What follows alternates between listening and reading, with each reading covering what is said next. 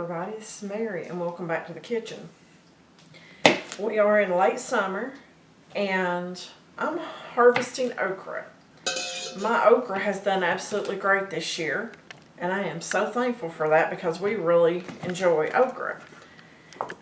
I've been struggling for a way to preserve the okra where it's not slimy, because that definitely is a problem with the okra. Well, I found something this year on another YouTube channel. Come on, let's face it, we all watch other channels sometimes. But this was Wanda from Deep South Homestead, and she said that you can actually can okra and it not be slimy. So I had to try it. And guys, it works. It really, really, really does. But right now, I'm cutting up all my okra. I have green okra. Oops, there's another piece that got a little too hard. That's going in the compost pile. I'm not going to put that in with my chickens. Don't want them to get choked on it. But anyway, I have green okra and I have red okra. So I'm going to cut it up and then we'll get all the ingredients out and we'll can this stuff. And let me tell you, it tastes fantastic. I was a skeptic and I had to try it. But I have put up several pints this way already and I will continue putting it up this way until my harvest is done. Okay guys, I've got the okra cut up. So now we're going to go ahead to the next step. Okay, per Wanda's recipe, it's 2 quarts of okra, 6 tablespoons of apple cider vinegar, 2 tablespoons non-iodized salt, and 10.5 cups of water. That's it. So, let's get all this in the pot and get it stirred up. We're going to bring it up to a boil before we put our okra in. I got everything stirred up. Now we're just waiting on it to come up to a boil. Okay folks, I have brought my vinegar mixture up to a boil. And I'm going to add my cut up okra. I've cut it up into pretty good sized pieces because when I eat okra, I want a bite. I don't want to have to get 2 or 3 pieces on my fork. I'd rather just get a bite. Anyway. Okay. I'm going to mix all that up. Put my lid back on there. Okay, I'm going to bring it back up to a boil and it's going to boil for 8 minutes. Okay, our mixture has boiled for 8 minutes. So it's time to get the lid off there. And all we are going to do is take this okra and turn the heat down so it doesn't continue to cook. It's cooked enough.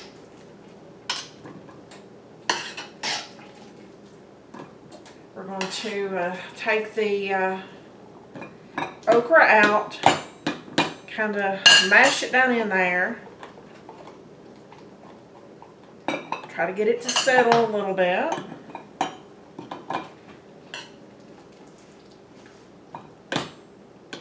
Mash a little bit more because we want the jars full. Because my goal is to make a serving for 2 people here. Because that's really all that likes it in our household is 2. I'm taking my ladle and I'm going to put the broth, which is the vinegar, the water, and the salt in here. Take my canning funnel, put it over here. Okay, I have it a little bit too full, so I'll throw that 1 piece back. I'm going to wipe the rim off. That way anything that may have dropped on there is gone. Okay. I've had my canning lids sitting in warm water even though that's not recommended for the newer ones. These are older ones that I found. So I am softening them up in warm water. Okay, all we're doing is putting the lid on tight. Not finger tight like you would do when you can, but tight. And it will seal. And folks, it is preserved. You don't have to be afraid of it. It has vinegar in there, so it has a light pickle. And I have made these 3 or 4 times already this summer. I am so glad that I found a way to preserve okra. It's not slimy. That is one of my main things with okra, is it being slimy. This is not. Okay, so mash it down in there. Put your broth in there.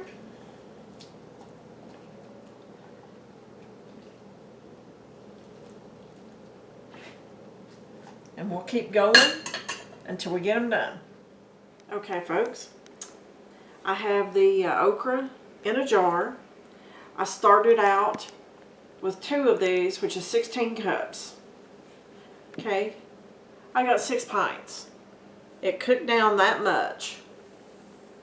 But let me tell you guys, this is so good. I am so glad that Wanda from Deep South Homestead taught us how to do this.